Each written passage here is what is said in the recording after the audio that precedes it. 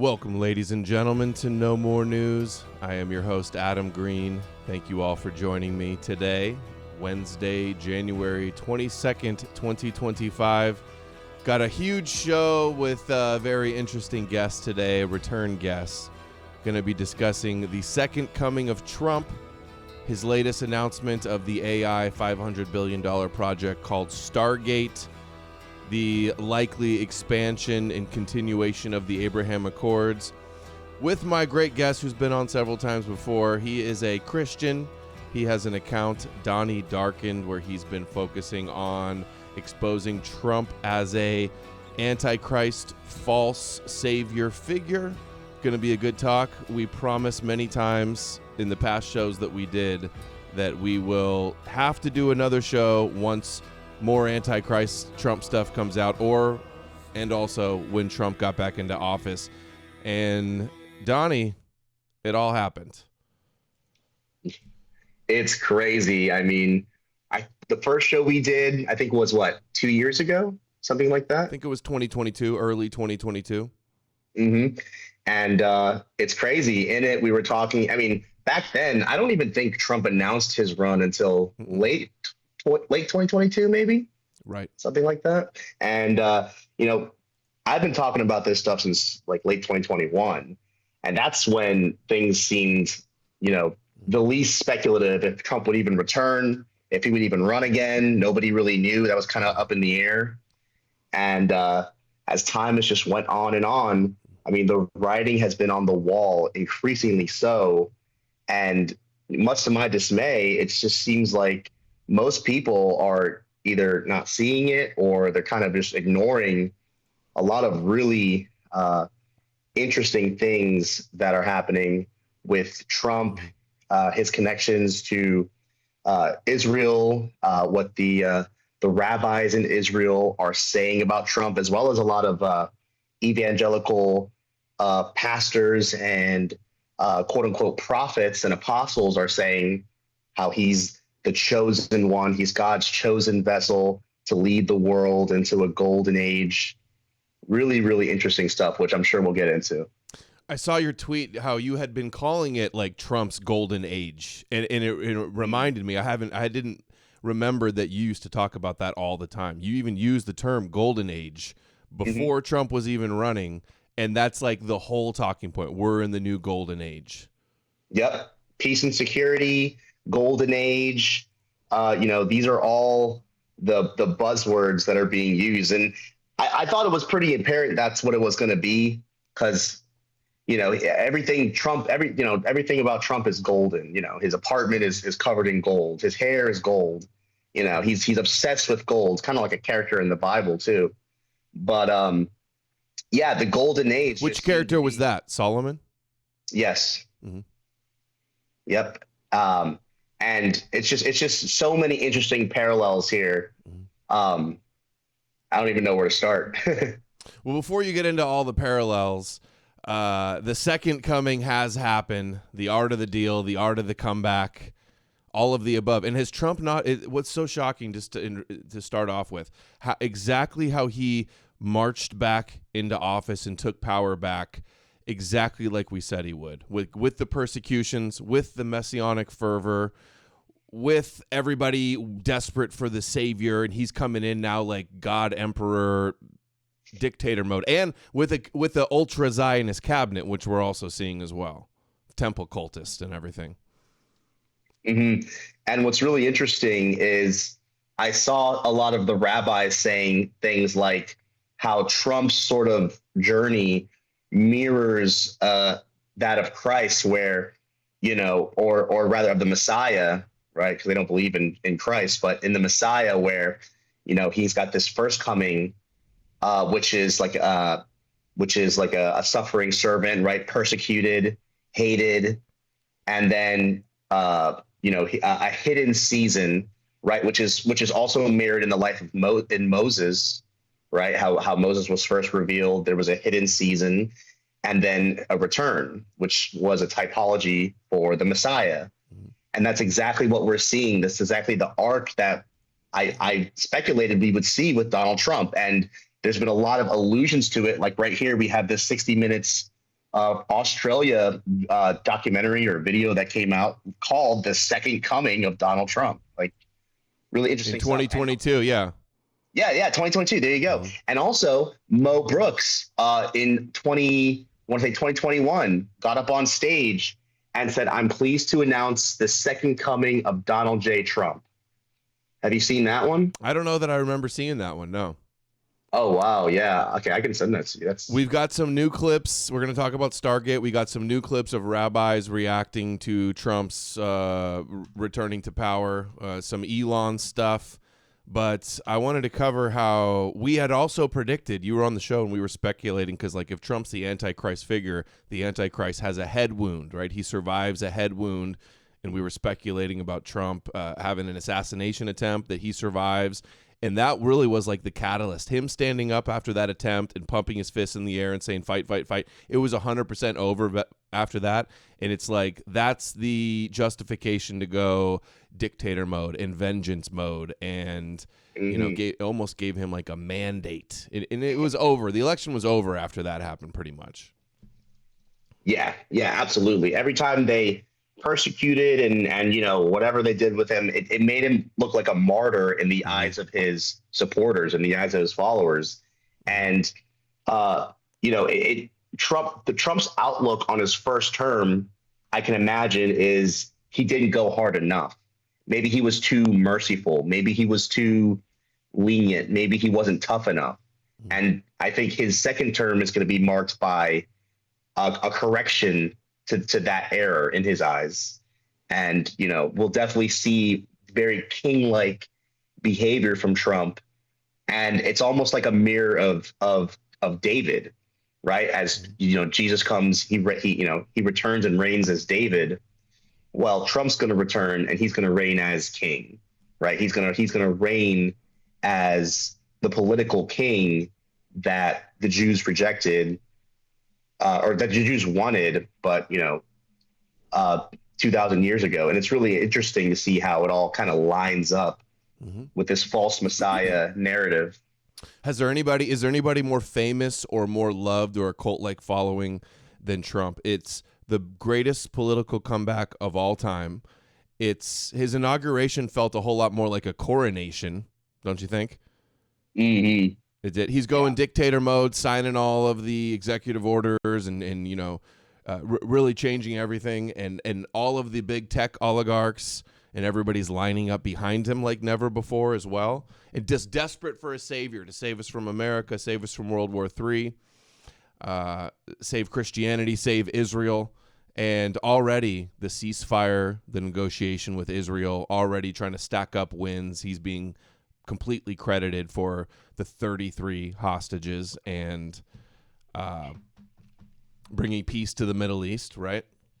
Mm-hmm. Yeah, absolutely. And I've long speculated that, you know, when he would return, he would expand on the Abraham Accords. And I just made a post the other day about how the exiled crown prince of Iran sent a letter to Trump saying that now is the time to essentially, you know, free the people of Iran and work with different countries. I think he said Israel, Egypt. I can't remember exactly what he said. Saudi Arabia. I'll read it exactly. So this is the like opposition exiled leader of Iran, who I'm sure is pushing for a regime change in Iran, right? He says, Mr. President, you have the opportunity to go beyond the groundbreaking Abraham Accords by helping to facilitate the Cyrus Accords, uniting Israel, Arab nations, and a free Iran. You can transform the Middle East and the world. There it is. Yeah. And that's interesting too. So it's upgraded from the Abraham Accords to the Cyrus Accords. That would be interesting because Cyrus is exactly who many Jewish rabbis and many Christians are comparing Trump to. And I don't know if you have the Trump Temple coin on there. I showed that, I think, the first time on the show. Yeah, right there. A coin minted in Jerusalem in 2018 that has Trump next to the Persian king Cyrus, who defeated the Babylonians and allowed the Jews to return home to build their second temple. So they see Trump in like manner as someone who's going to defeat their modern Babylon, the modern Babylonians, their oppressors, and and usher in not only just the third temple but the messianic age. Mm-hmm. And Cyrus was a Gentile, but God's anointed that helped them rebuild the temple. And they also they also minted the coin for Trump and Netanyahu on the Sons of Light and Sons of Darkness, which is basically like the end times Gog and Magog war as well. So on the Iran thing, it's like he's already talking about rebuilding Gaza. He's hinting at rebuilding Gaza. So there's going to be a rebuilding of Gaza, possibly the deal of the century, the West Bank Palestinian peace deal is back on the table, right? That because they've been saying, Saudi Arabia has been saying they won't join Abraham Accords unless the two-state solution Palestinian problem is solved, right? That's what they've said. So I think that's going to be happening, and then something's going to fall apart after a few years, and then that's when the end times war will probably happen. That's my take on it. And all of the Christians and the Zionists have been saying forever that America is going to betray Israel. America is going to turn on Israel. So if Trump is making peace deals with the Palestinians, a lot of religious people are going to say that's dividing the land of Israel. That's betraying Israel because God gave him that land. So that will be the narrative they will weave, that we abandon Israel.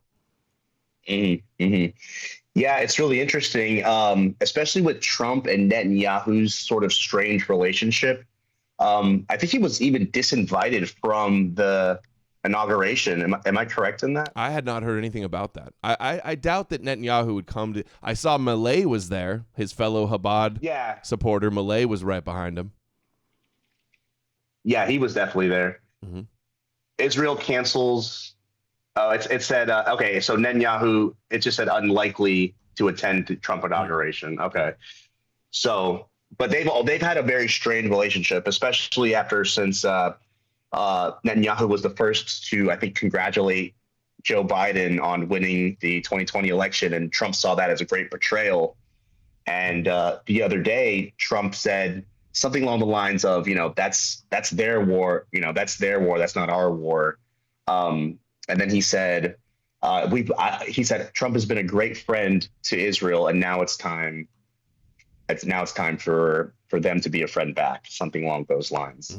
And I think all of this is more writing on the wall, more foreshadowing of what I believe is to come, which will honestly shock a lot of people. I think a lot of people, even too, that watch this show, will be quite shocked with how things kind of turn out, especially with the relationship of Trump and Israel. What do you think is going to happen? Can you break it down for everybody? What do you think's happening with Trump? What we're going to see in the next 4 years? Yeah, absolutely. So what's really interesting is that if Trump is truly, and I believe that he quite possibly is, the Antichrist, what would happen, what he would need to do is essentially lead Israel into a false sense of security for a time, and then essentially have some sort of peace agreement with them, and then ultimately betray them. And there's a lot that goes into it, right? You have the third temple, which I believe we'll start hearing about very, very soon. They were waiting to burn up the heifers, I think, for Trump to get in. Yeah, I have to agree with that too. I think that they've been waiting, and it's a smart move on them, to be honest. There's talks of the Saudi. I don't know if you heard this. There's talks of the Saudi crown prince or whoever he is.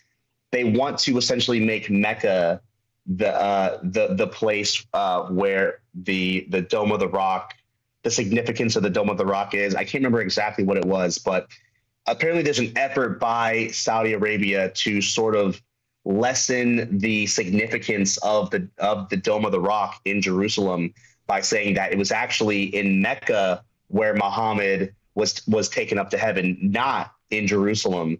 And I think that plays into it a lot as well. What do you think? I talked about that on the show yesterday also. There's been talk about moving the Dome of the Rock to Mecca.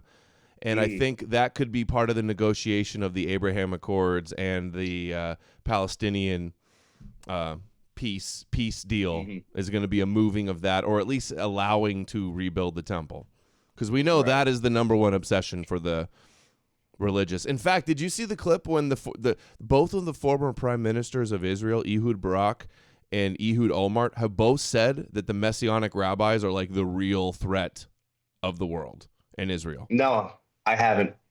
I got one of them. You want to see it? Mm-hmm. Uh-oh. Yeah. Let's see. Here it is.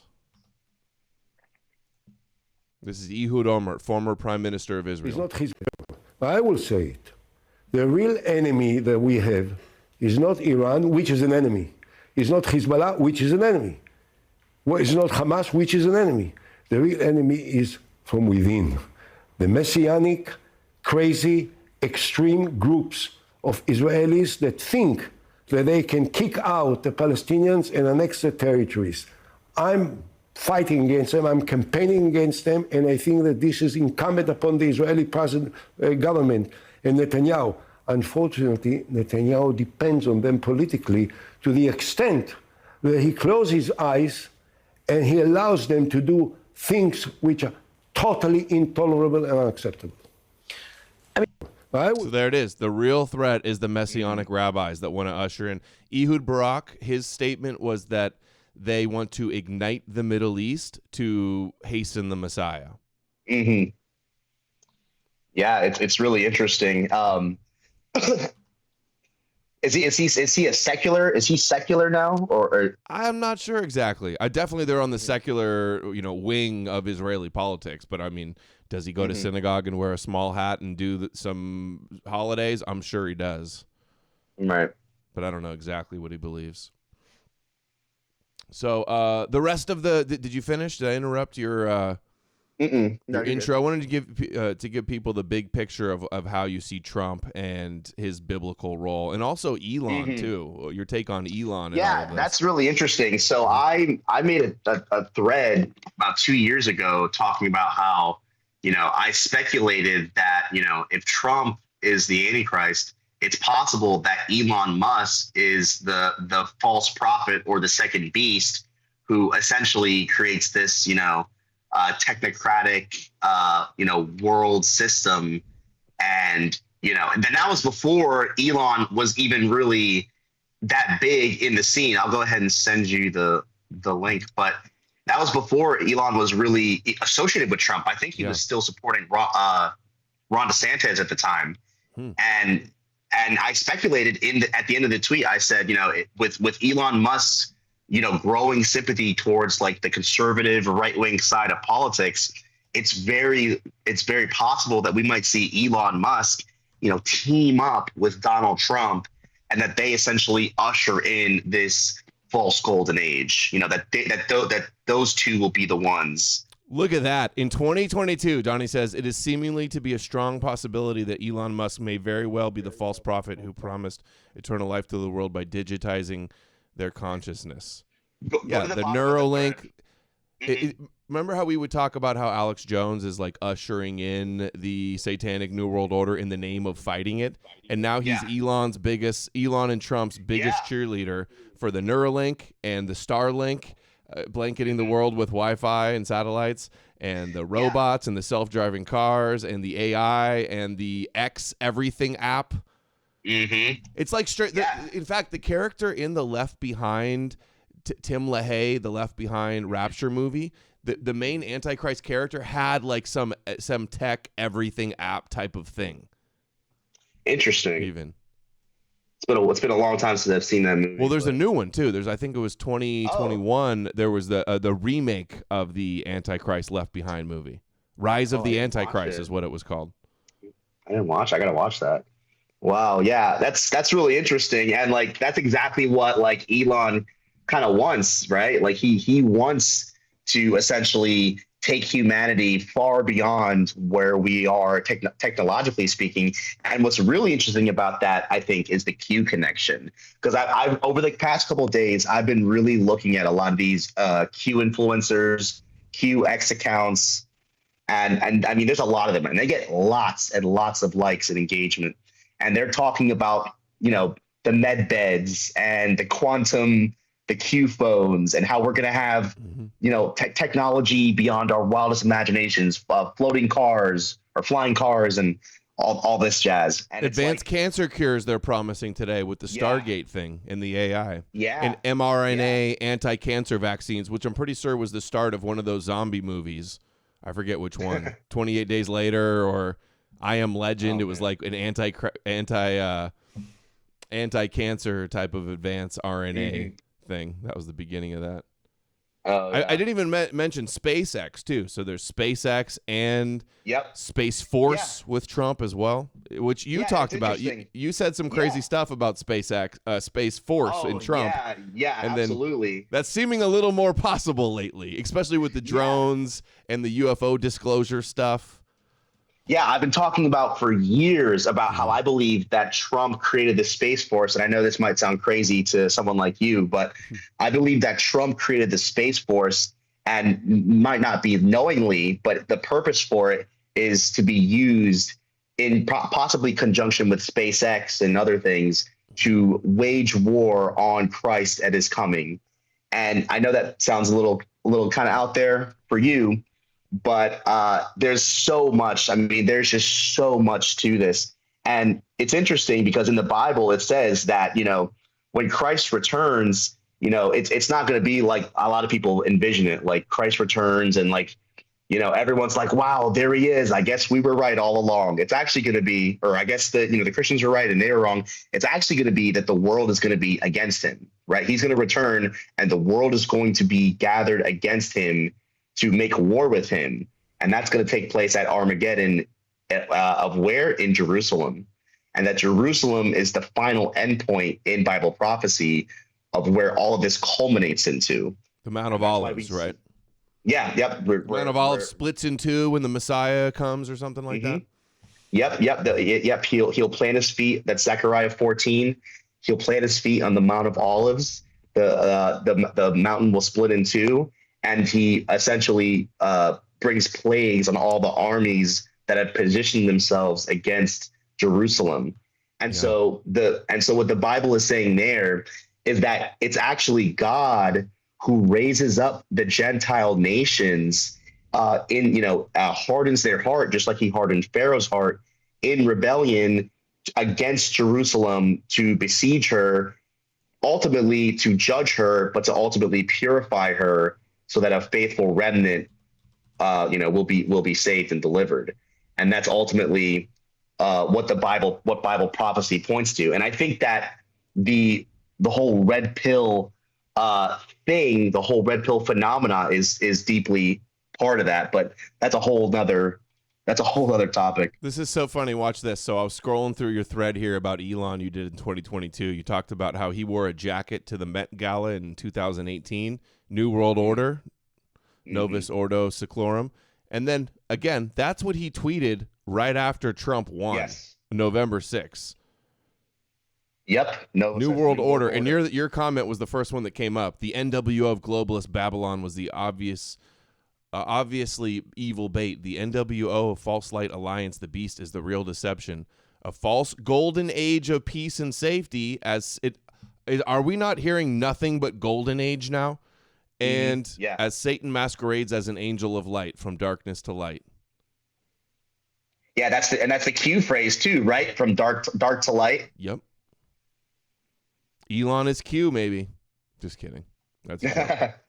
And then there's the Mars connection. Elon and Mars and Von Braun writing the book, and his dad's like a transhumanist, and Elon's obsessed with Mars. Also, I want to get your take. Elon doing the Hail Hitler salute at the inauguration party. It's like he's constantly Elon's associating America with Rome. Where is it? Here it is. He literally just says, America is the new Rome. So that's the Kabbalistic America is the new Edom. They believe the Antichrist, their Messiah, comes out of Edom and then destroys Edom.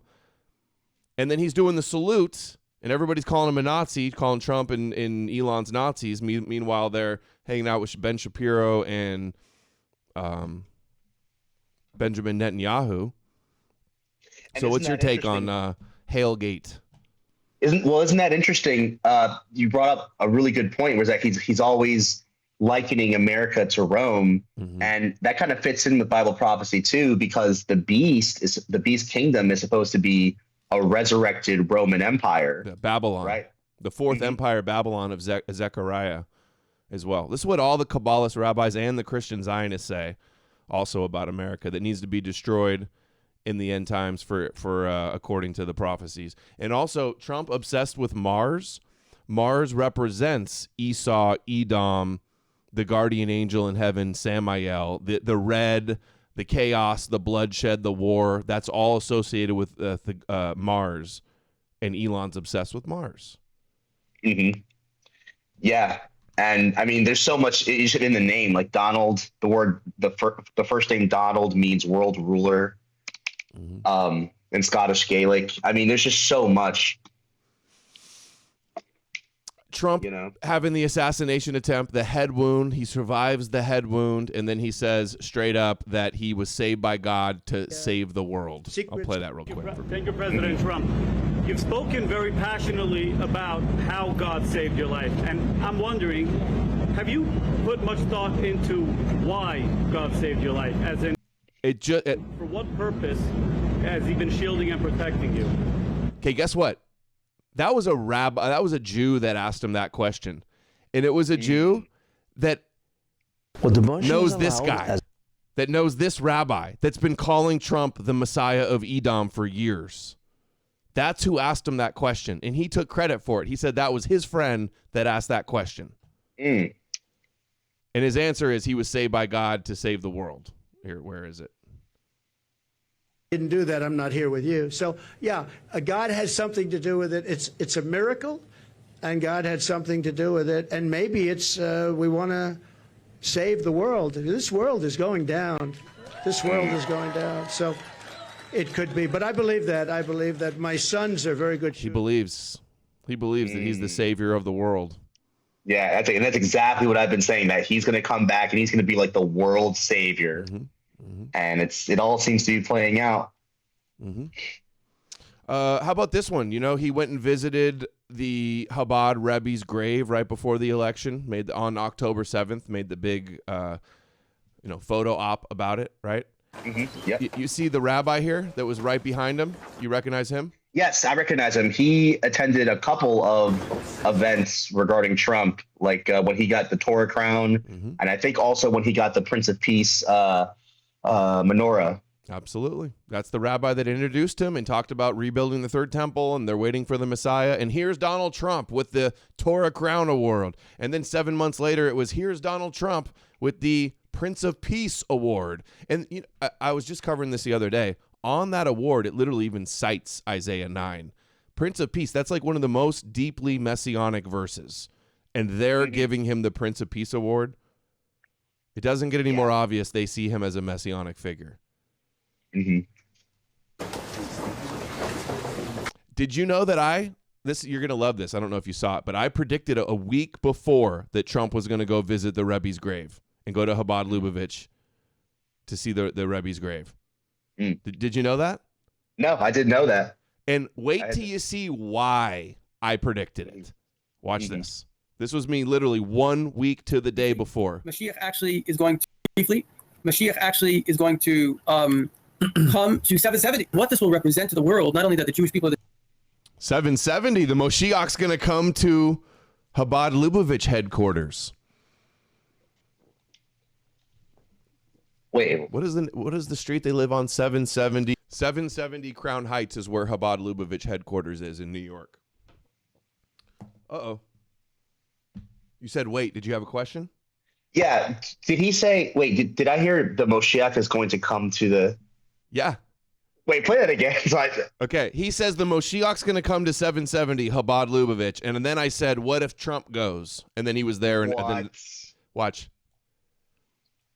Mashiach actually is going to come to 770. What this will represent to the world, not only that the Jewish people...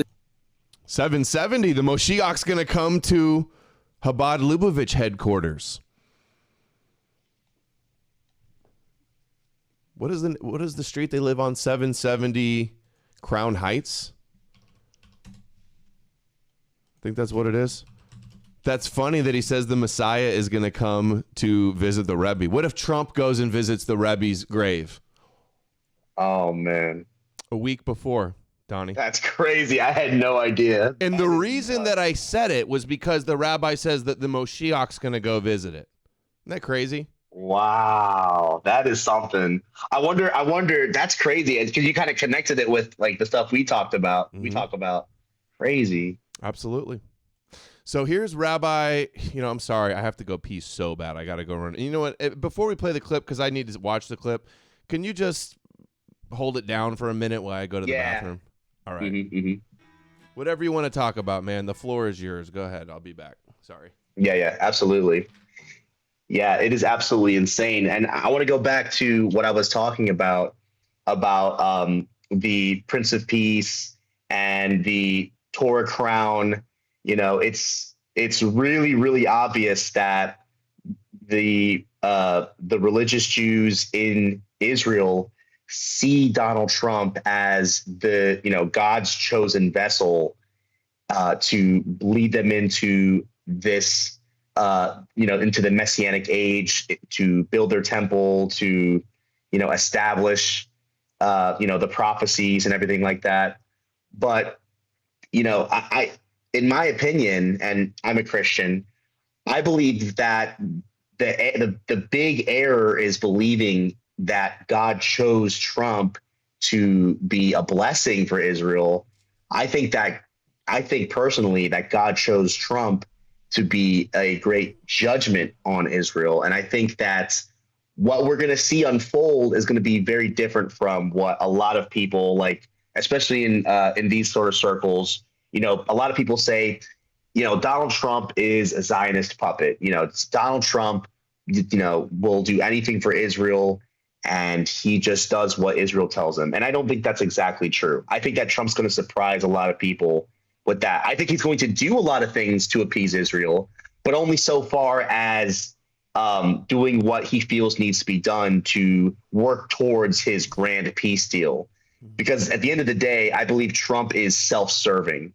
I believe that Trump serves himself. I believe that Trump exalts himself above all other things, and his self-interests really are what push his actions forward. And there was a couple of things that he said recently that have really kind of like I'm reading the comments like on the America First X account that's always tweeting news, and I look at the comments a lot, and it's like, are we back? Are we back? Wait a minute, base. Are we back? And it's like, people are in this constant tug and pull of like, Trump said good things about Israel. Trump said things that might be a little bit different from what we hear. And going back to the Q thing, it's exactly like one of the Q posts says. It says that, for reasons that we cannot discuss now or something like that, it says we are saving Israel for last. And personally, I think that this whole crusade against the globalists, this crusade against the deep state and the global elite is going to turn into, a crusade against the Jews.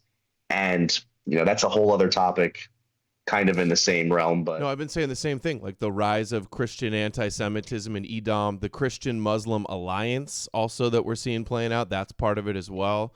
And it's like, it's Jacob's trouble. It's the great persecution right before the enemy empire is crushed. Basically, that's part of the script. I agree. Yeah. So the Antichrist would need to turn on Jerusalem and persecute the Jews, kind of like the beast typologies in Scripture, Antiochus Epiphanes, Nero Caesar, Assyria, Babylon. All of these nations, all of these rulers, from a biblical standpoint, were all Gentile vessels used by God, hearts hardened, to be used as vessels of wrath or instruments of judgment against, his people. God calls Assyria the rod of his anger in the Old Testament. And so this Christian anti-Semitism that's rising today, ironically, they don't understand that they are going to become the harbingers of this coming beast kingdom. And as more disclosure comes out, like I think it was reported that Trump announced that he's going to release the JFK files or something like that. Yep. I didn't know if that was fake news or not, but if he does, I talked about this, I think a couple months ago. Yeah, back in September, I said that the truth behind major historical events, like I'll go ahead and send you the link so you can put it up and see the picture and everything. But I talk about how the truth behind major historical events like 9/11, the JFK assassination, USS Liberty, World War II, et cetera, and their connections to Israel will be exposed on a massive scale, sparking like a sort of global uprising against the globalist elite. Which is, they see all the nations turning against Israel as like the sign that they're in their end times and that God is going to save them in the end in the big war when there's Gog and Magog. But part of that is all the nations turning against them. That's what they want according to their end times plan. Yeah, I truly believe we're going to see, the nations start to turn against. I mean, we see it already, like kind of unfolding, right? Like you have people on the left. I mean, a lot of them on the left hate Israel. Oh, if you're looking at yeah. The first comment is, "You sound Jewish." I'm black. Yeah, that's funny. Yeah, and I'm sure that guy is probably another Christian anti-Semite as well, because that's typically the only thing I hear them say. Yeah, I hear it a little bit. I don't know if you noticed. I hear that a little bit. That cope, that lie. Yeah, I looked at that Gnostic Christian guy. He's like obsessed. He seems to be obsessed with you in particular. Yep. But they all are, man. Are they all not stressing about me and attacking me nonstop? That's because I'm effective and they're scared. Here's why I was listening to you on the space against the Christian anti-Semites. And the reason I like to listen to that is because they have to face the reality that Christianity is rooted in Judaism, that Christianity in its roots are Jewish. And they can't accept that reality because their entire worldview is predicated on, Jewish equals evil, Jewish equals bad, So it's almost like they're walking contradictions. Right? Because when you confront them on the fact that, hey, Jesus was a rabbi, he's called rabbi. He was circumcised on the 8th day in accordance with the Torah, right? He was observant of the Torah, right? He didn't come he came to fulfill the law, but not to abolish it, right? He's the Lion of the tribe of Judah. There's just so many things. I tried to confront Brother Nathaniel on that, and he said I had to go get a drink or something. He didn't want to hear it. Lion of the tribe of Judah? You mean like how Trump shared this one today? Or I'm not sure when he shared it. Yeah, I saw that. And it's interesting. There's so much imagery of like the Trump and the lion, which is like exactly what Christ's second coming is symbolized as a lion. Yeah. And I made a few Trump AI when Midjourney before. I need to delete Midjourney, by the way. They used to let me make AI images with Trump, and now they don't anymore. But I made a bunch of Trump with like a lion throne and stuff, and you've probably seen them. They're in the intros. I posted them. Yeah, I saw them in the intro. Actually, I did. Yeah, the Lion of the tribe of Judah. They're trying to claim Trump descends from Judah as well, too, right? We've seen those people trying to say that shit. Yeah, you have like the weirdo Christian people who are saying that, and then you also have people like Rabbi Yosef Berger, who is the overseer of the tomb of King David in Jerusalem. And it's been reported that he's trying to link Donald Trump's genealogy to King David, which would make him of the tribe of Judah, which is the only reason anybody would want to try to link him to that is because they already see him as messianic. Yes, absolutely. He fulfills all the patterns, all the typologies of the Messiah in a way, right? With the first coming, the second coming, you have the wound, which by the way, I think is a foreshadow of something. I think there might be something crazier than just that whiff, but.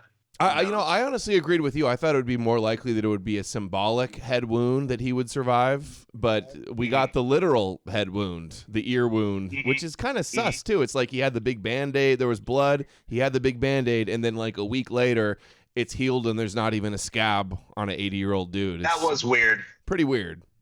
There was a lot of weird things. I watched a video, it was like 20 minutes long, but it covered like all the different things that were suspicious about, like that bullet, that like, right, it was a rifle. It was like a what was it, like 5.56 exactly. I'm not sure. I think it was. And like something like that, even if it just scraped your ear, I mean, wouldn't that do some serious, even if it just grazed it, like it wouldn't leave a little scratch. Like it would definitely like tear up the ligaments in there and all. He would at least have like a huge dent or a big scab or something, I would think. There was like nothing. You know? Yeah, definitely weird. But I mean, regardless of that, I had a really interesting theory actually earlier when looking into the Stargate thing in regards to the deadly wound. And, the big thing about the AI curing cancer and having all these medical things, Trump, he's getting old. Trump's 78, he'll be 80 in 2 years. Like he's getting old. He's not the healthiest person. Right, his diet isn't the healthiest. Right, he still trucks along though. He's like, you see him on Inauguration Day. He was like a beast. He's got crazy energy. Like it's incredible. I agree with you 100%. But a theory I had earlier is it possible that Trump is at some point stricken with some sort of disease or some sort of illness or something where he could go down, and that the only way to sort of preserve his life would be through this AI type deal or whatever it is. I mean, $500 billion invested in AI. Elon puts a Neuralink in Trump to save him from some stroke he has or something, and then he's linked up to his AI Stargate program and he becomes like Trump 2.0. Yeah, not out of the realm of possibility. Yeah, Elon's got the Neuralink in Trump, and he's controlling him already. That's a new theory. Somebody should make a meme of that, like Elon with his little chip or something. Yeah, and what's crazy is in the Bible it talks about the beast when he comes back from his deadly wound, when his mortal wound is healed. It talks about the beast coming out of the bottomless pit, and that's from what I understand, it represents the spirit of Satan taking over the beast, right? So the beast, and that's one interpretation. The beast passing away, and maybe something saves him, like you said, Neuralink or something, and he comes back, but maybe it's not him anymore, right? It's like the spirit of Satan, right? Like that's like something I was thinking about earlier. Interesting. We'll have to see. I mean, we've said some crazy things over the years, and they've all been unfolding. So I know, right? So might as well put on the tinfoil hat, and it'll all come true. Who knows? So my buddy See Through It All found an interesting clip from Rabbi Yitzhak Shapira. He's talking about how Donald Trump was saved to usher in the coming of the Messiah. I haven't watched it yet. I was saving it for the show, so let's check it out, all right? You can hear it. God did not save Donald Trump. God did not save Donald Trump's life to make America great. God saved Donald Trump's life to usher the coming of the Messiah. Brothers and sisters, Donald Trump is in office right now because God is going to use this man in a way that you cannot imagine in order to usher Gog and Magog that will ultimately usher the coming of the Messiah. We have entered in with Donald Trump for the fast pace and for the fast lane that will usher the coming of King Messiah. So his old book was The Return of the Kosher Pig, about how Jesus is kosher and is coming back to Judaism, and it's going to be used to turn Christians persecuting Jews into loving Jews. And his new book is called The Fall of Edom, all about the destruction of America. He even says it's America. Mm-hmm. And now Trump is the guy that's going to get us in Gog and Magog, war with Iran and Russia. And then the downfall of Edom, and then the Messiah will come. So like a Messiah ben Joseph or an Elijah or just a messianic figure, whatever. That's what they're all saying. Make no mistakes again. He might think that it is for him to make America great, but in reality, he is ushered into this White House to bring the King of Kings and the Lord of Lords. And not because he is such a great and holy God. It is because God is hastening the times and the seasons before us. Trump, baby, is expansion of the Abraham Accord, the peace agreement signed between Israel and the United Arab Emirates, Bahrain and Morocco during the first term. And his main goal is to the normalization of the same agreement with Saudi Arabia. Friends, this is coming. And the article continues and read, Trump emphasized this in an inaugural speech last night when he said he wants to bring and to be remembered as a peacemaker. It will certainly require Israel to pay in Palestinian currency, which would jeopardize Netanyahu coalition. The normalization train has already left the station. Brothers and sisters, the normalization train that leading to this peace accord that will fail has left the station the moment Donald Trump has entered to the White House. What I find interesting is, isn't it a Christian prophecy that the Antichrist is going to have a covenant of the many, a peace agreement, and then it's going to fall apart after 3.5 years? I thought that was the Christian, like, Revelation end times prophecy. Why is the rabbi saying the same thing? So the book of Daniel. It's Daniel. Okay. Daniel chapter 9, verse 27. It talks about making a covenant with many halfway through.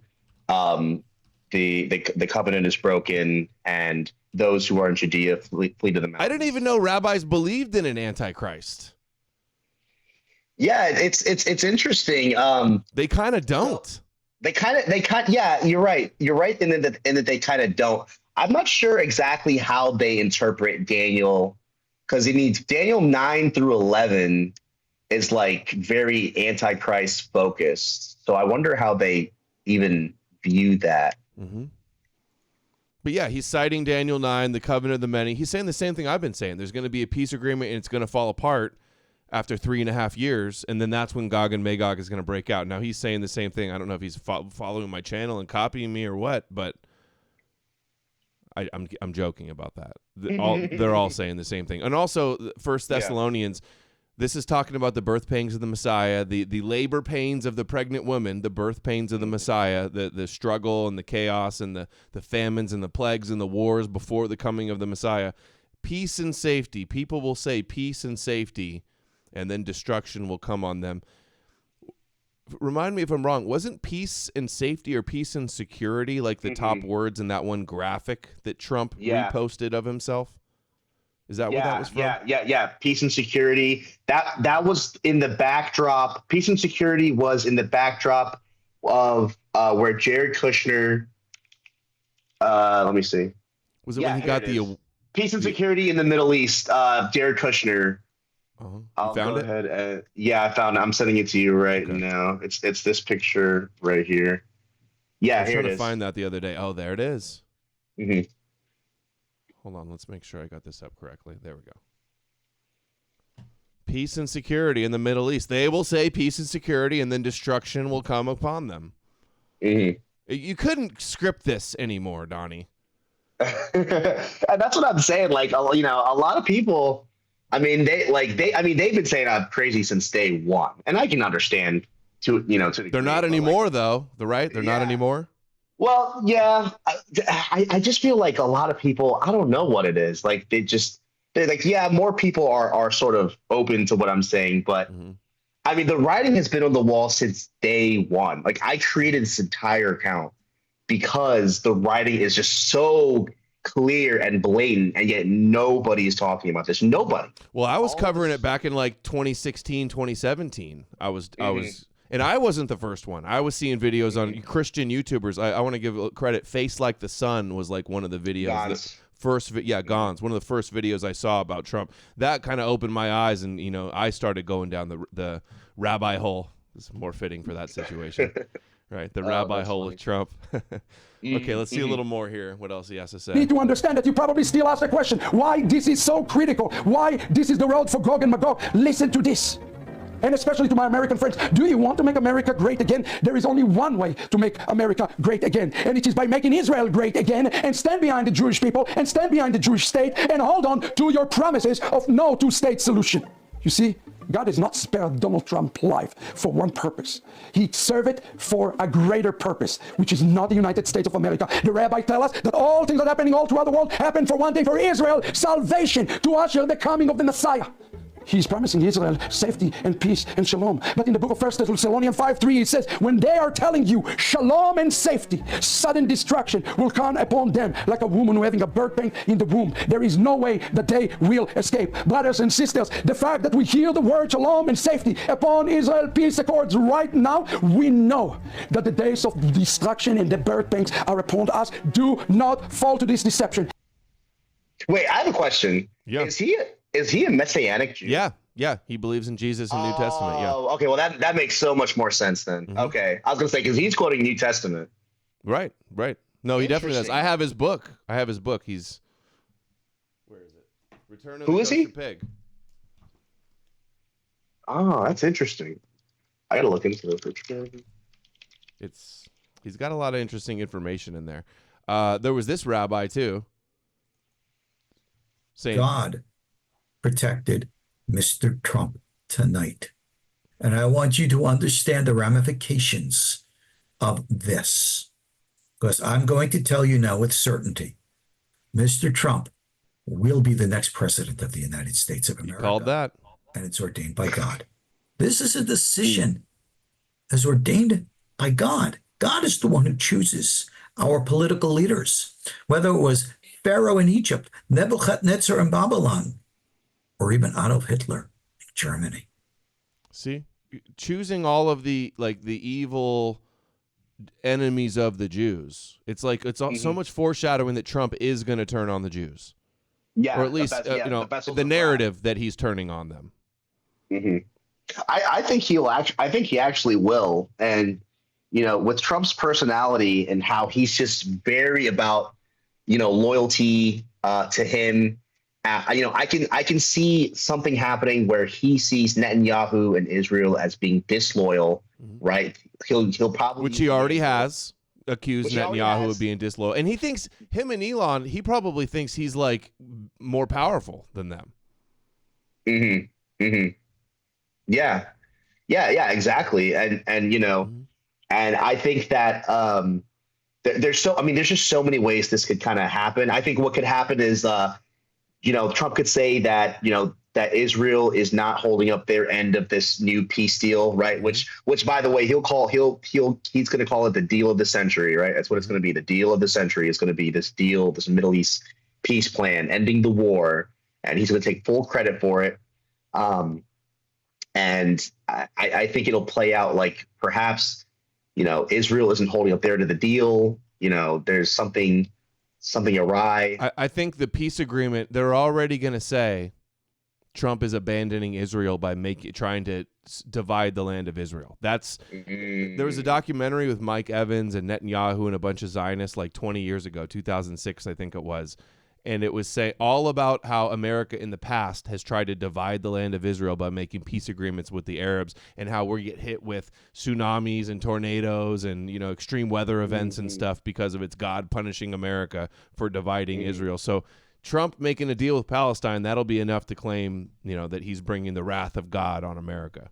Interesting. Yeah, I think that's a really good angle. And it's interesting too, in Revelation chapter 11 verse 2, I think it says that the Gentiles trample afoot the holy city for 42 months or 3.5 years, which is the length of time that the beast reigns in his kingdom, as the beast, right? Because if Trump's the beast, right, in this narrative, he's not technically the beast yet, right? He doesn't technically become the beast until the abomination of desolation. That's the event that will sort of trigger the 3.5 years or the 42 months. And so, what's really interesting too, I would love to get into this is, I don't know if you've heard of Messiah 2030. I watched a little bit. I know that you've been promoting that movie, telling people to watch it. I watched a little bit of it months ago when you first mentioned it. I've been meaning to watch the rest of it, but what do we need to know?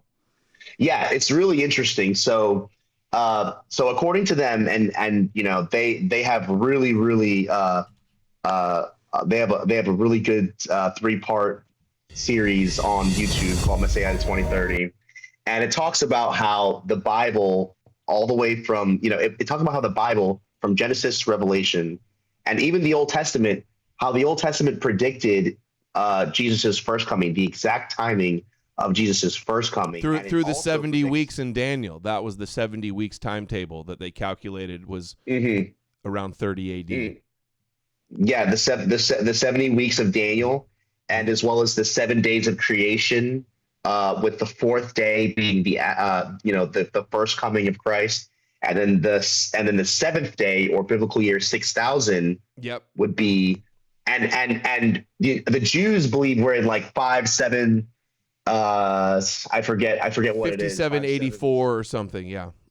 Yeah, something like that on the Hebrew calendar. Yeah, but they actually remove a couple. There's actually a bunch of years that are removed. I was looking into it. I don't recall the exact details, but there's a lot of evidence that points to 2030 being biblical year 6000, which would be exactly 2,000 years after Jesus resurrected from the dead. According to this information, and that Hosea 6 talks about after 2 days. He will revive us. On the third day, he'll restore us. The third day symbolism, always, that points to resurrection, like Jonah in the belly of the whale for 3 days. On the third day, and there's stuff like this all over Scripture, and they argue that 2027, that if that September 2030, the Feast of Trumpets, right? Because Christ's return is supposed to herald the trumpets, the blowing of the trumpets of the shofar, right? Yeah. And then, they argue that spring of 2027 would be the abomination of desolation. So if they're right, that means that we could see the building of the temple, or the organization for the foundation of the building of the temple, like very, very soon. And I think we will, looking at how fast Trump is moving towards this Middle East peace deal. I think he just announced today that Saudi Arabia is investing, like billions and billions of dollars into the United States. I can't remember the exact amount, but it was like an egregious amount of money. And I just saw that too. It was like 400 billion or 600 billion or something like that. Yeah, which is crazy, And it really seems like the pieces are really starting to come together on this. And if this Messiah 2030 film is right, and it's really seeming like it is, then let's watch the 1 minute trailer. It has a 1 minute trailer. Oh yeah, okay. Have you been wondering if recent global events are quickly moving to the fulfillment of end times prophecy? Have you been wondering when the Messiah is going to return? There are dozens of prophecies that predicted the exact year of the Messiah's first coming. And he came right on time, down to the exact year. Those same prophecies, again, dozens of them, also predict the exact year of his return. Those prophecies were right about his first coming. Will they be right about his second coming? No one is talking about this. But now, everyone will. Watch Messiah 2030, the prophetic messianic timeline at messiah2030.com. Yeah. And, so, it talks. I was just saying, it talks about the punishment periods for the tribes of Judah and Israel. And it goes over how, if we calculate the punishment periods based on Leviticus 26 of both tribes of Judah and Israel, they both end on the same date in 2030 at the same time. And that if the tribes don't repent, right, then their punishment period is multiplied by 7, and that they'll never align again ever on a calendrical scale, right? And so like this day in September 2030 aligns with that. It also aligns with the 777 prophecy. According to them, they were talking about how it's like the seventh day, or the seventh millennium. It's like the seventh. It's like I can't remember exactly the details. There's so many like little details. I mean, it's like 6 hours long in total. I mean, you could write a whole. I'll book check it about out. I wanted to check it out. It fell off my radar, but I'm gonna. I need to see it. But my chat's saying it's the same thing that I think. I think that they actually came up with the story of Jesus at that time to fulfill the Daniel timetable, and because that's when the Messiah was supposed to come, that's when they came up with it. That would be my take. But also in the Talmud, it talks about how the creation is 6,000 years, and that it's divided up into years of 3 sections of 2,000. And the final 2,000 is the time of the Messiah, of the coming of the Messiah. Yeah. So that would match up with the 2,000 years that we've seen of Christianity. Yeah, there's a lot of typology in the Old Testament that alludes to that dividing of three sections. Like in Moses' life, Moses lived to 120 years old. The first 40 years was represented one thing, but then they had the next 40 years and the last 40 years of leading them to the promised land. And it all, there's so many different things that kind of foreshadow that. It's also interesting in the Talmud. It talks about how between the year 40 CE and 70 CE, was it 40 CE and 70 CE? So yeah, I think it was. Oh yeah, I know what you're gonna say. 30 CE, sorry, 30 CE to 70 CE. Sorry, it talks about how there was a lot of strange occurrences happening in the temple, like the candles going out, the door, being opened. I hadn't heard that. I thought you were gonna mention that the Yom Kippur ribbon stopped turning red. That's what the Talmud says. That's another one. It stopped turning red, meaning that their sacrifices were no longer pleasing to God. Yeah. There was a lot, and this all happened, according to the Talmud, right at 30 CE, which is when we speculate Christ died, and then we have. Well, they said that the Talmud says it's 40 years before the temple was destroyed. The Yom Kippur Day of Atonement sacrifice wasn't working, and Jesus is the replacement of the Yom Kippur and the Passover lamb.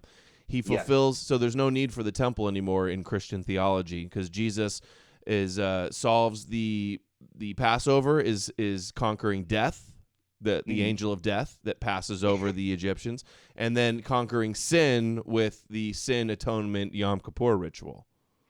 Yeah, and then there's a lot of also kind of debate and discussion about that as well. I happen to believe that there will actually be a temple in the millennial kingdom, but not in the New Jerusalem eternal state. So I think that it's very possible that just like how Jesus was the stone that the builders rejected, right? Is in the same way that the builders of the temple, who reject Christ in their current state, that this temple that's going to be built will be the same temple that Christ is supposed to reign from in Jerusalem as David during the millennial kingdom. I could see some scenario where it's like Trump helps them rebuild their temple and then gets in a fight with them and claims like, I built your temple and I saved the world and I'm the man. Like that would be very close to like calling himself God in the temple, right? Oh my gosh, I totally forgot. We totally forgot to talk about the Ark of the Covenant replica. Have you been following that? No, there's something new with that. Well, I know he had a replica, a gold replica in the at Mar-a-Lago. Is there something else though?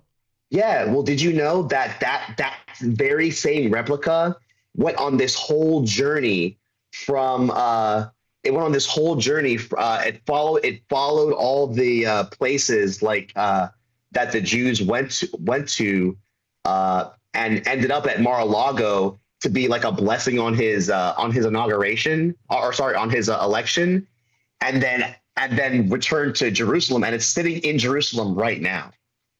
Oh, it's in Jerusalem now. And I did hear that I do remember now it did like tour around like Israel or some holy sites or something, right? Yeah. And now it's in Jerusalem, and I'm wondering, will they use that replica, which is supposedly as they say, it's perfectly crafted to to the biblical requirements, and I'm wondering, because the Ark of the Covenant wasn't in the Second Temple even, right? Like it hasn't been in the Holy of Holies chamber since the first temple, right? It's lost or hidden away or something, I've heard. Yeah. People debate on where it is and things like that. I don't think anybody really knows. But it would be interesting if that replica that was at Mar-a-Lago, and it would kind of just follow this whole narrative. It kind of just makes sense, right? The Jews say that God, chose Trump to, bless Israel to usher in the messianic era.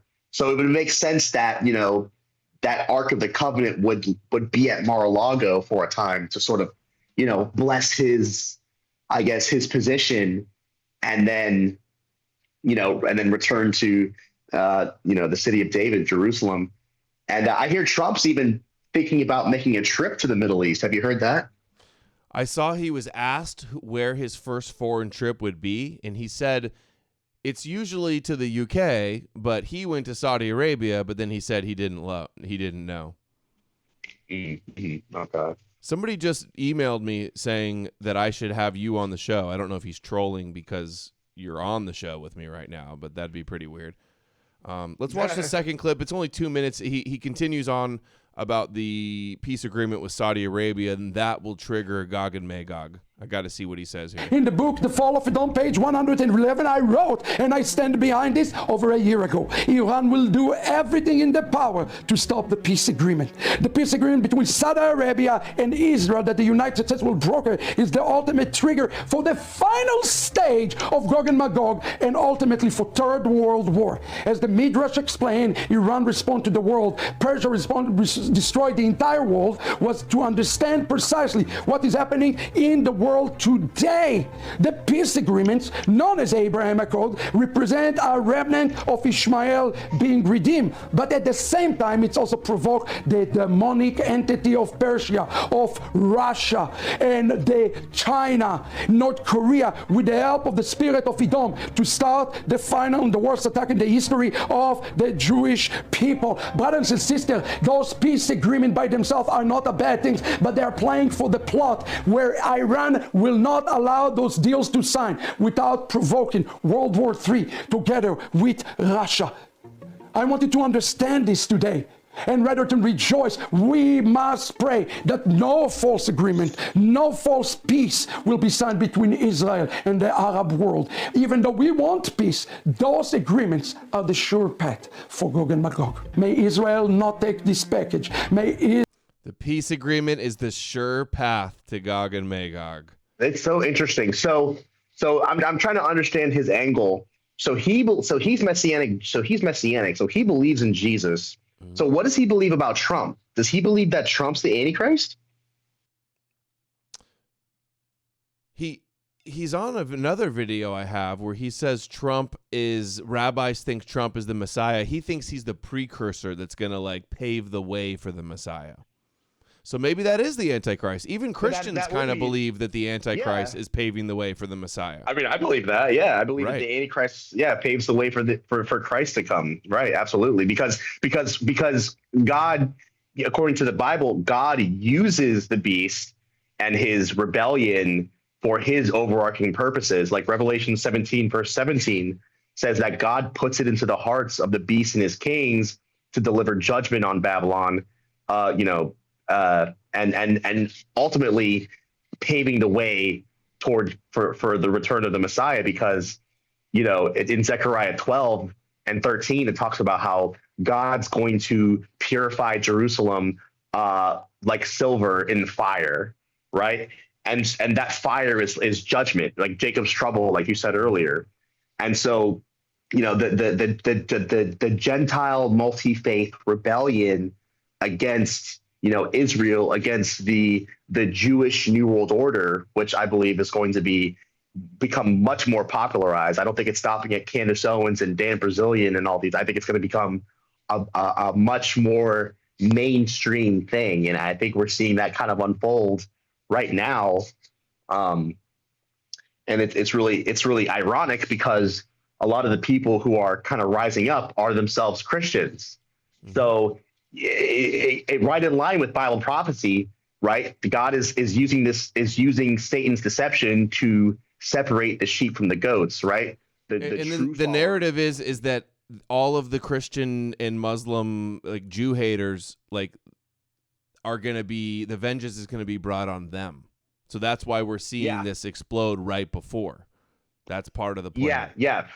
Well, the thing is, according to the Bible, it's going to be Christ, coming in the sky, coming in the clouds, on a white horse with a sword and robe dipped in blood, who is making war with these armies.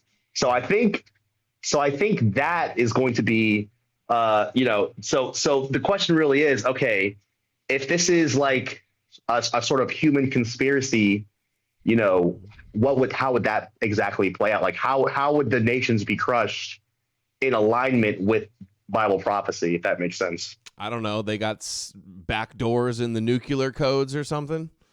Mm-hmm. The bombs go up and they come right back down, and Israel has a back door or something. I don't know, something like that maybe.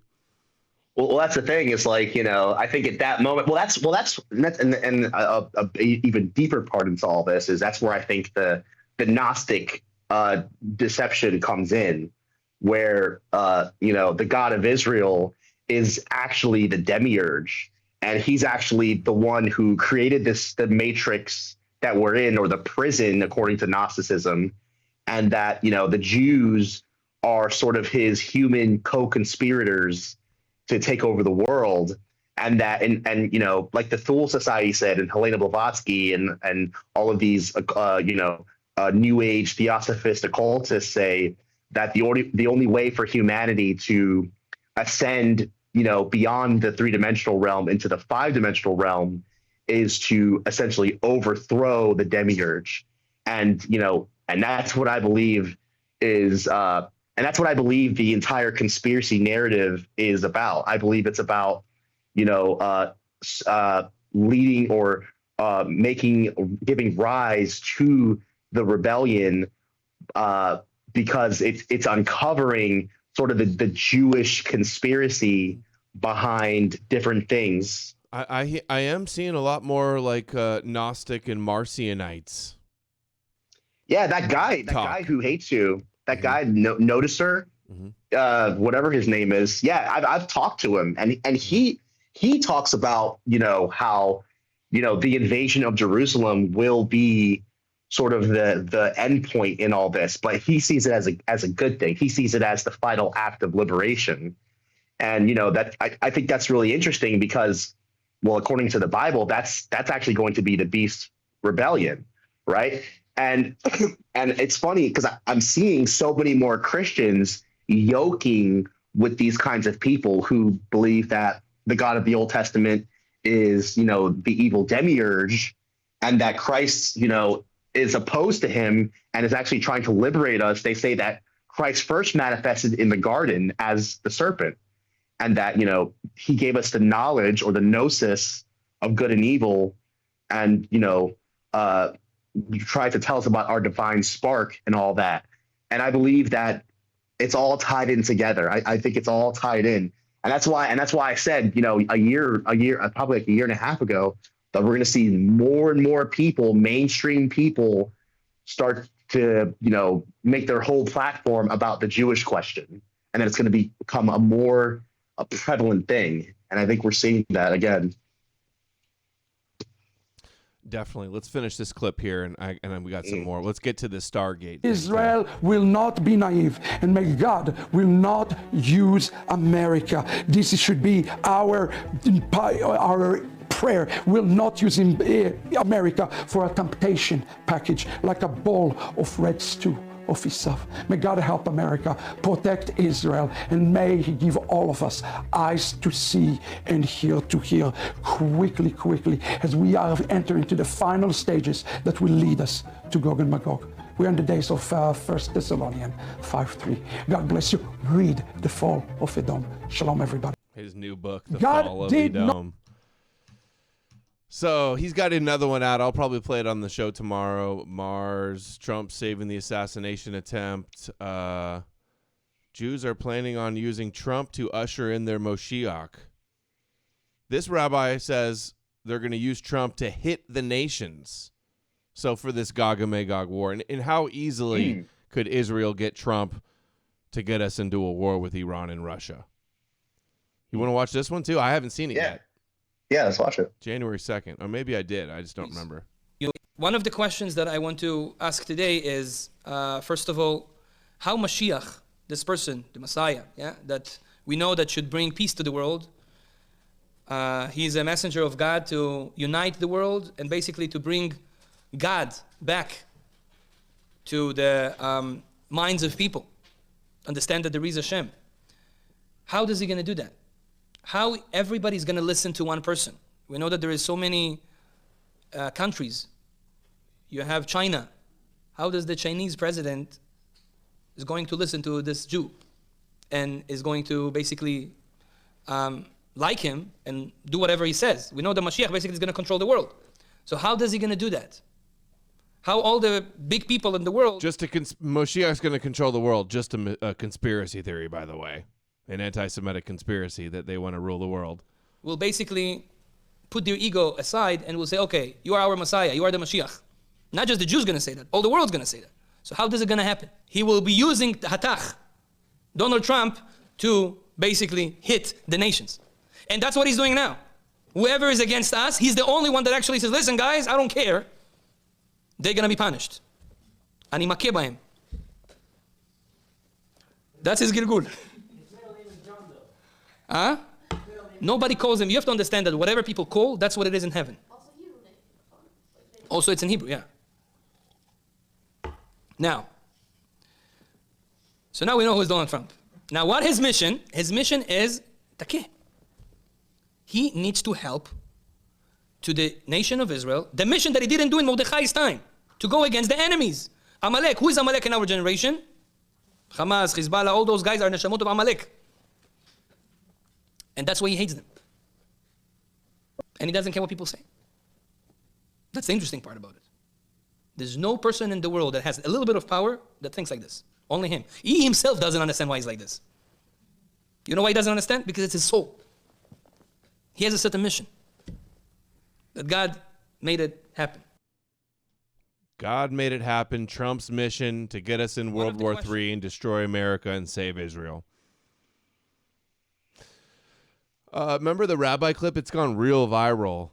I posted. Laura Loomer posted it too. Also, another rabbi saying Trump was saved by God, ordained by God for the same thing to save Israel. It's a 5-minute clip, but let's just play like the first minute, and then we'll get on to Stargate. Like the first non-Jewish Messiah, Cyrus, who was chosen to assist the Jews in reestablishing themselves in the land of Israel after their 70-year exile in Babylon, the current non-Jewish Messiah was chosen to be of service to the Jewish people and the Jewish Messiah. President Trump's right ear was grazed in a symbolic gesture of Exodus 21:6, where the Torah states that a servant who wants to remain with his master needs to have his right ear pierced. Trump was designated as God's servant and anointed one, just like Cyrus the Great almost 2,400 years ago. We have clarified in several videos that the absolute deadline for the redemption is by the end of the Jewish year 5787, which corresponds to October 2nd, 2027. There you go. October 2027, pretty close to 2030. Wow. And he said September too. Didn't you say September also? So, yeah, September 2030 is the Feast of Trumpets. And now 2027 is supposed to be, according to Messiah 2030, the abomination of desolation. 167 days from today. Thus, the redemption will surely occur during Donald Trump's tenure. And I have good reason to believe Donald Trump was chosen to be the one to redeem the sins of Esav through offering his assistance in rebuilding the Holy Temple on the Temple Mount and establishing the Jewish kingdom over all of mankind in Jerusalem.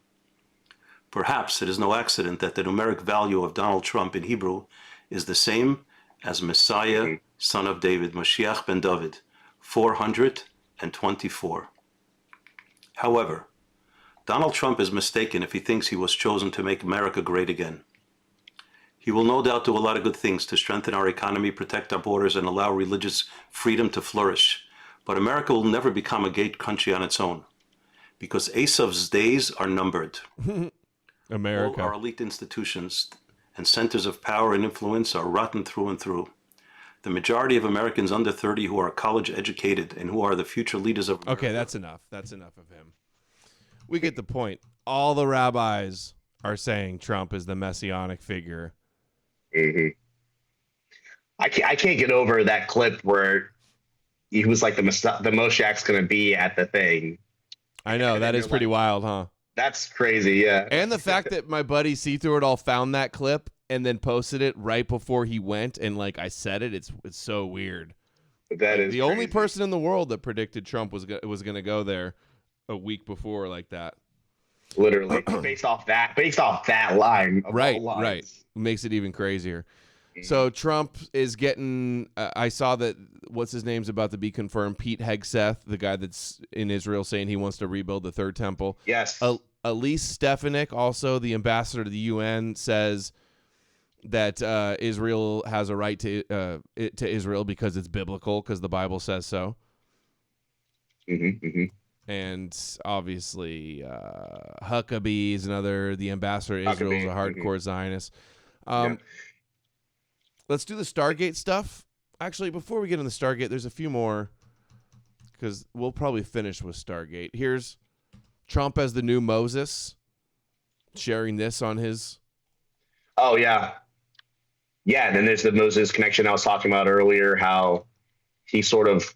How Moses is supposed to be like a typology of the Messiah with his first yeah, he's like the first Messiah. Yeah. The deliverer. So deliverer. Yeah, and then Joshua, ends up, leading them across the Jordan, and which his name is Yeshua, right? Yeah, so into the promised land. Just like Joshua crossed the Jordan into the promised land, Jesus was baptized in the Jordan. Yeah, in the promised land. Mm-hmm. Kanye compared Trump to Moses. The actor in Mel Gibson's Passion of the Christ also calling Trump the new Moses, as well as everybody calling him the new King David or the Cyrus, or the comparisons to Jesus. The craziest comparison to Jesus I thought was the casting of the lots for the garments. Oh, yeah. He auctioned off his suit from his iconic mugshot photo. Yeah, pieces of his suit. Yeah, that was pretty crazy. He's selling Trump Bibles now too. Mm-hmm. Hey, what do you think about him not putting his hand on the Bible? I know. Yeah, I saw that. I saw that and I tweeted about it, and I thought that was really interesting. A lot of people are saying that Roberts rushed it, and it was, but he did. He definitely did rush it. Here's the clip. Yeah. Please raise your right hand and see Melania is standing back behind him holding the Bibles. Repeat after me. I, Donald John Trump, do solemnly swear. I, Donald John Trump, do solemnly. So, I mean, swearing in isn't something you do all that much, so I can understand them, messing that up. But what was your take on him not putting his hand on the Bible? It's definitely going to fuel the conspiracies about Trump, right? Yeah. I think I don't think I wouldn't read like too much into it. I think it's not like he can't touch a Bible or something like that, He has before. He held it up in his photo shoot, exactly. Yeah. But hey, his swearing in doesn't count because he wasn't on the Bible, so he can destroy us and he won't violate his oath. You know what's crazy too? If you look at what the Q people are saying, I like to keep up with what the Q people are saying, because I think Q is a big part of this deception as well. On kind of the Gentile side of things, they're talking. They were saying that Trump actually didn't need to put his hand on the Bible because we are under. Because this version of America is like a false version. Yeah, military corporation control. Something, right? Yes. And that he's actually the 17th president after Abraham Lincoln. So some crazy stuff, but they're way out there. Yeah, but I saw a lot of that. It kind of goes along with, remember there was the viral video going around of Trump saying, "I'm not a Christian. You're Christians. I'm not a." It sounded like he said he's not a Christian. Yeah. It did And sound also like that. when he was interviewed years ago by the Christian media company, and they were like, "Do you ever ask for forgiveness from God?" Yes. And he said no. Yes. Yeah. He said he's never asked forgiveness because he tries not to make mistakes. He doubled down on that. And you know what's really interesting? This recent trip to that church where Bishop, what's her name? The woke one? Yeah. Uh-huh. You know, where she was kind of talking to Trump, and you know, she was saying, and the thing is, like, yeah, I would agree that she's like a woke bishop, and you know, but you know, essentially what she was saying was just, you know, have mercy, you know, have mercy. And you know, he didn't like it at all. He demanded an apology. I mean, he was clearly very visibly upset by it, and it almost reminded me of this kind of breakfast meet that they did with Trump, where there was a Christian pastor, talking about, you know, how Jesus taught to love our enemies, to forgive those who persecute us, and how, you know, vengeance is wrong. And then, you know, Trump, when he goes up to speak, you know, he said that he kind of disagrees with that notion of, you know, loving your enemies and you know, praying for those who persecute you and everything like that, because his entire life philosophy is based off of, like, you know, loyalty to those who, you know, loyalty and vengeance. Yeah, loyalty and vengeance, exactly. And so his worldview, I mean, if you really think about it, is like directly oppositional to what Christ taught, which kind of would make him like the perfect antichrist, right? Like someone who, you know, he praises, you know, he says a lot of God, like he uses a lot of God language and says things that appeals to Christians on a surface level, but like when it comes to like actual internal teachings, you know, what Christ actually stood for, you know, Trump seems to be in opposition to that, right? Oh, absolutely. So, the material wealth, the attacking people, the vanity, right? Yeah. Oh, yeah. It's like the lies, all the lies he tells, how he boasts about himself all the time. You know, he's the best at everything. Yep, and that's exactly what the Bible says the Antichrist will be like. That he will be boastful. He'll have a mouth like a lion, speaking great things, right? Like everything's great to Trump. It's great this, great that, make America great again, right? It talks about how he it talks about how he will throw truth to the ground, right? And I mean, isn't that what Trump kind of does, right? Like if anything bad about him is fake news or whatever the case may be. And what do you think about the whole Trump coin thing? We didn't even talk about that. The Trump coin, the Trump meme coin. Have you seen that? Yeah. I didn't connect that to anything Antichrist-esque. But remember when he came out with the NFTs? Wasn't the NFTs him like on a white horse or something? On a white horse. Yeah, there was one of him on a white horse. There was one of him like that seemed to be implying that he was kind of like in control of the world, like the king of the world.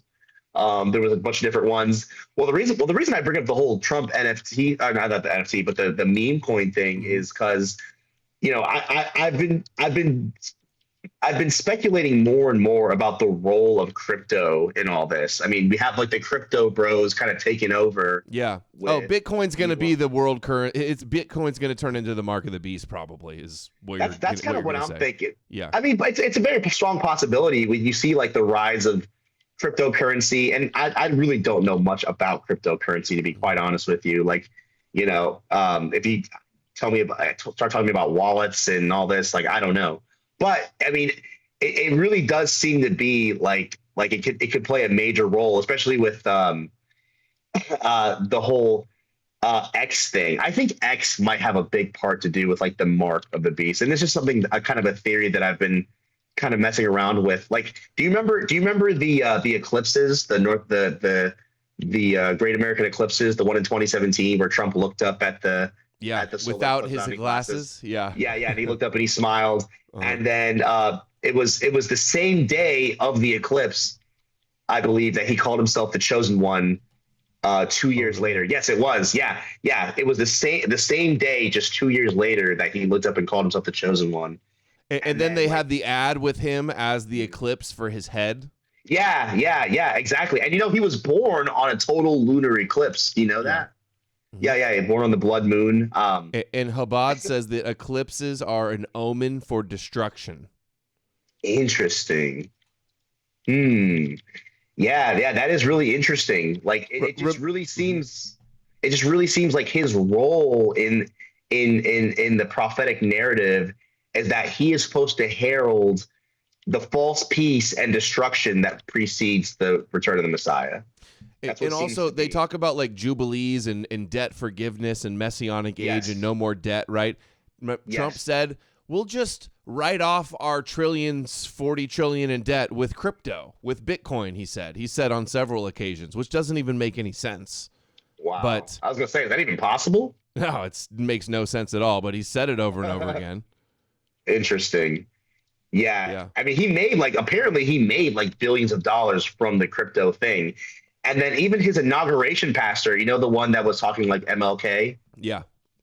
Yeah, he is also running another what is it, Lorenzo coin or something like that. And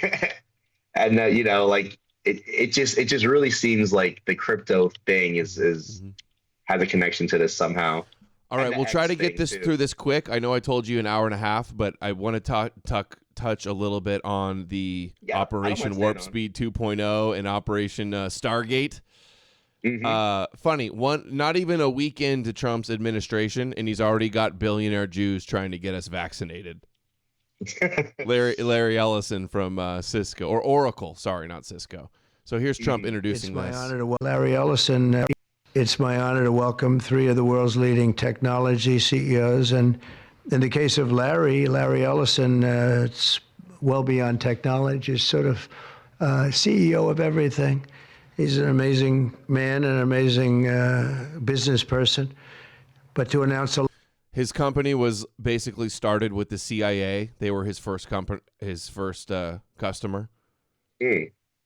Largest AI infrastructure project by far in history, and it's all taking place right here in America.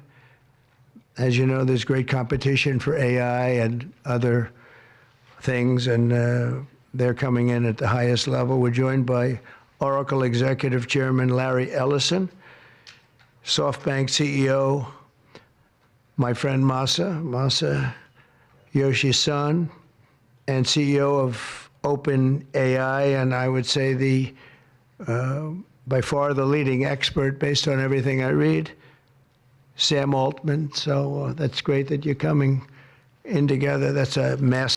Who's gay, Jewish, and apparently was like raping his sister or something. That's the latest scandal, allegedly, which he denies, of course. Group of talent and money. Together, these world-leading technology giants are announcing the formation of Stargate. So put that name down in your books, because I think you're going to hear a lot about it. Put it in your book, Donnie. New American company that will invest $500 billion at least in AI infrastructure in the United States and very... 500 billion? Yeah, that's insane. How are they even going to spend 500 billion on computers? That's a good question. That's half. I mean, isn't that $500 billion? I mean, how is that even possible? Very quickly, moving very rapidly, creating over 100. Should have been 600 billion jobs almost immediately.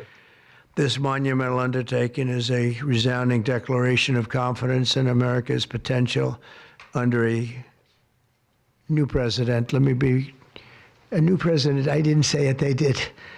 So I appreciate that, fellas. But it'll ensure the future of technology. What we want to do is we want to keep it in this country. China is a competitor, and others are competitors. We want it to be in this country, and we're making it. Okay. Sam, is kind of weird that Sam Altman's up there because Elon started OpenAI, ChatGPT, with Sam Altman, and then they had like a breakup, and now he's doing Grok. But it's like, right. And Sam Altman tried to get Kamala and Biden elected. He donated against Trump, and now he's getting rewarded. Now here's Ellison laying out the plan for their mRNA, AI, anti-cancer vaccines. Not even a week in, and already they're trying to push new vaccines on us. Which I called. I'm like, dude, Trump did Operation Warp Speed, and he never apologized for it. He continued to brag about it. His base didn't care. They just continued to support him anyway, although they were so anti-COVID.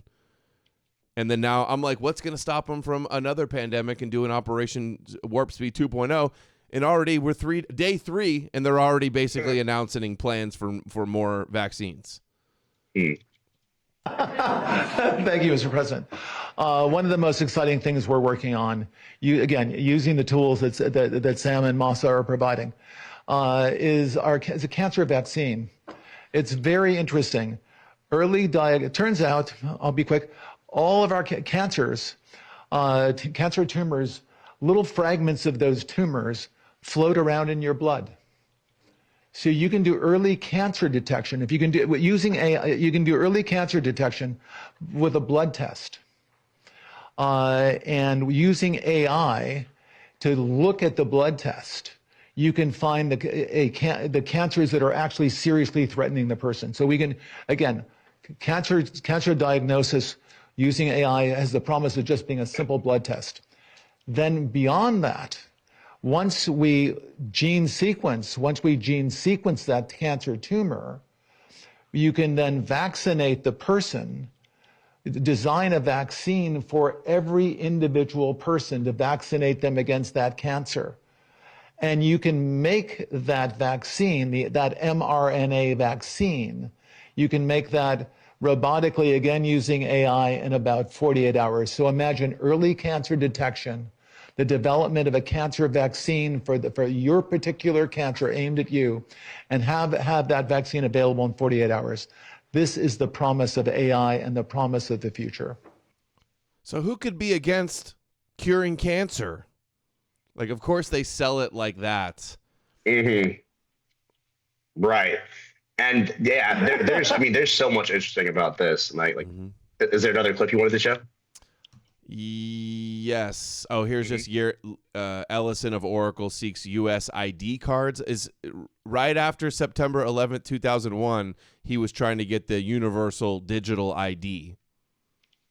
And there's with the Peter Thiel and now Bezos and Zuckerberg and Elon and Sam Altman and ChatGPT and TikTok, and it's just like all of the Zionist technocracy and Israel's technology as well, all lining up in cahoots with Trump. Larry Ellison, who is a Jewish Zionist, by the way, too, and part owner of X, he says citizens will be on their best behavior with their AI surveillance system, similar to Peter Thiel's Palantir shit. Here we go. Like pre-crime. Will be on their best behavior because we're constantly watching and recording everything that's going on. Citizens will be on their best behavior. They're going to record everything, watch and record everything that's going on, so everybody's on their best behavior. Like, you can't be any more Big Brother, eye in the sky than that. Because we're constantly recording and reporting everything that's going on. You don't get more New World Order than that, and Alex Jones is the biggest cheerleader for this. How about that? And Trump is in bed with all the Chabad rabbis, all the Christian Zionists that want to burn the red heifers and rebuild the temple and anoint their Messiah. That is the satanic New World Order, one world government agenda that Alex Jones is and all these Christians have been fighting for so many years, supposedly. And now that's all ushering in, and they're not saying anything about it. In fact, they're encouraging it. And it's okay. That's enough of that. And now here's his loyalty to Israel. Renewal of the Jewish state. Well, the renewal of the Jewish state is something that I think touches all of us. For 2,000 years, we were a stateless people, and now we have a country of our own, defended by all the brave men and women. A country of our own. Women of the IDF. So anything we can do to support them, who devote their lives for preserving the state of Israel, keeping the people safe, and allowing our state to continue in very sometimes in very, very difficult Our state. Talk about dual loyalty when he uses languages like our state. situations. Did you visit Israel? I have been to Israel. I have been to the border. I have spent time to the people who govern the state of Israel. And I feel a deep emotional connection to the state of Israel and the Israeli people. You are an high-tech person. What do you think about Israeli startups and high-tech phenomena? Oh, well, after Silicon Valley, there's an area, Herzliya has probably got more startups than any other place other than Silicon Valley in Northern California. So we've actually acquired a number of Israeli companies. We have two CEOs at Oracle. One's name is Safra Katz, and she was born in Israel. So again, we love the country of Israel, and we'll do everything we can to support them. Everything they can to support them, and that's who's getting the $500 billion from Trump. Interesting. All right. That's the material I have for today, Donnie. It's all happened. Oh, and Trump being BFFs with Epstein that came out, and everybody's turning a blind eye to that too. People want to be duped. They want to be deceived. Like you've said before, I've heard you say, like, people think the Antichrist is going to come and it's going to be obvious that he's evil and he's going to have horns. And he's gonna... No, everybody's going to love him and think he's the savior. You always make that point. And I don't believe any of this is real, but I do believe they're following this as the script and the predictive programming, and it's pretty obvious to me that this is what's playing out. I have a question for you. Do you think, like, okay, in your opinion, do you think Trump is like aware of sort of like what do you think Trump thinks about all this? Like, if Trump were listening in right now. Like, what do you think his response would be? He has Messiah complex. They've boosted his ego so much with all of this that he really probably does believe he's the king of the world and he's going to save the world. And I think they're using his ego and his narcissism to their own benefit and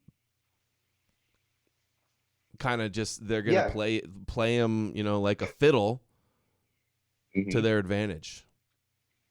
Yeah, I definitely agree. Yeah, I don't think that a lot of people think that I'm saying oh, Trump, he knows he's the Antichrist, and I don't think that at all. I think that Trump is just a man with a enormous ego who is going to essentially exalt himself and believe that he's entitled to rule the world, to be the world ruler, to be the king of the world.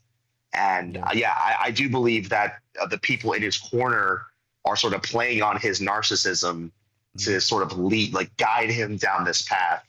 But, I don't. It's like a self-fulfilling, self-manifesting prophecy and archetypal roles, and they're definitely doing. Yeah, useful idiot. Chat says, for instance, what came to mind when you asked that was when he was the secret recording of him with the Ukraine rabbis, the Chabad rabbis, when they said your name is your name is Moshiach ben David. You have the name of the Messiah, and he goes, "Is that a good thing?"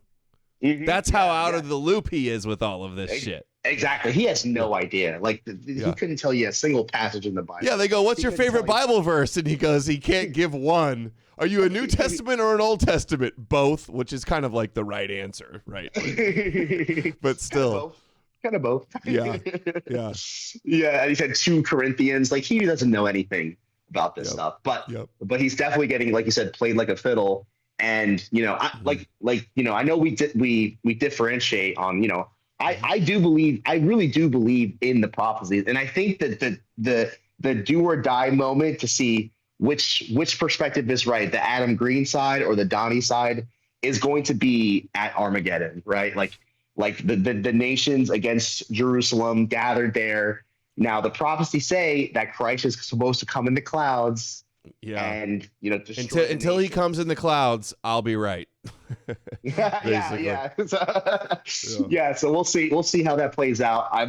Like I said, I have faith that that's going to happen. And but yeah. Okay. Do you got a rush? I have a few super chats to do. If you okay, absolutely not. All right. Optics Prime says Adam Green in prime time. Let's go. I saw some comments about you're one of the favorite Christians on the show, by the way, as well. So, you're welcome here. Bifurcatio for 20 says, at least in my feed, the YouTube is turning quite anti-Christian. Pretty informative stuff, too. Interesting. That's just your feed, man. That's just your algorithm, I think. Liam Jarrett says, after Ivanka and Jared met with Elon a few years ago, Jared said that this is the last generation of non-immortals. Ivanka said she was red-pilled. Yeah, pretty creepy how Jared said this is the last generation to die. All right.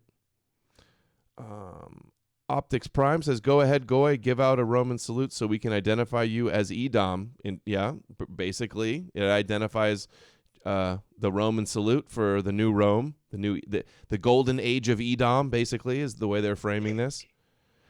Liam says, Donnie is one of my favorite Christians. Thanks for coming on. I appreciate it. Thank you. Tax TV for 25 says, hey, Adam, nice suit. I like that you're taking yourself more seriously. Along those lines, I'd like to help you with the design, branding, editing of your stream. Check out Tax TV for some of my work. Okay, I will check that out. Thank you. Uh-oh. Isn't my stream good enough? I mean, I'm a pretty good producer of my stream. Some of my work, been doing it by myself for almost 10 years. Okay. Corn Pop the Bad Dude says Demiurge, as in the god Yaldabaoth. Isn't that supposedly the cult behind it all? I don't think that's the cult behind it all, no. I think the Marcionite stuff came later. Yeah. Dominic Buscemi says, new look with jacket and tie. Cool. Yeah, I put on the tie for the first time ever for you, Donnie, so feel honored.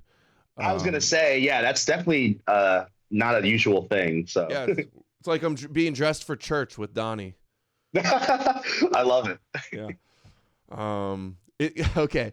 Wearing the tuxedo because it says, I want to be formal. Hold on. Let me get this right. I want to be formal, but I'm here to party too. I like to party, so I like my Jesus to party.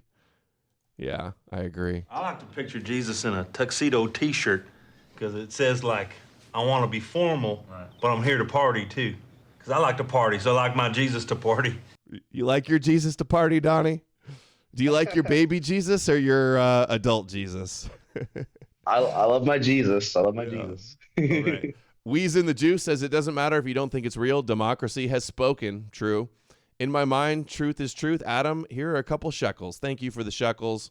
Almost made it to 100 on the late night stream. A few more. Zionist Cuck says, how many Indians does the U.S. have to accept before Israel's happy?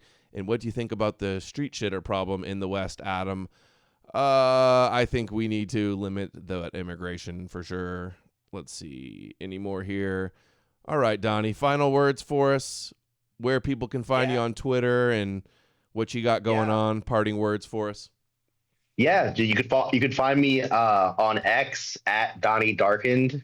It'll pop up as Donnie Discerned. That's like what I changed my name into. Mm-hmm. Just a little less darker, a little less dark, a little less, whatever. Mm-hmm. 150,000 almost.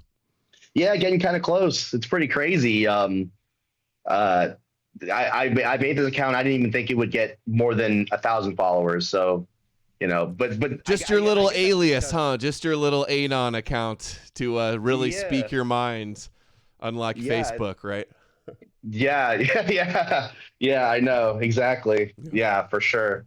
So, but my parting words would be just to pay attention to everything that's going on. I think that Trump's gonna give he's gonna give Christians a lot of cultural, political wins, like the two genders thing. Like as of now, from now there'll be two genders. Like wow, so many quick wins and W's. He's just like coming in like the man all of a sudden, right? People are gonna love him. Like, what does it say like about the anti? I'm sure there's a verse like they will like behold him and love him and worship him. The whole world will marvel at the beast. Marvel.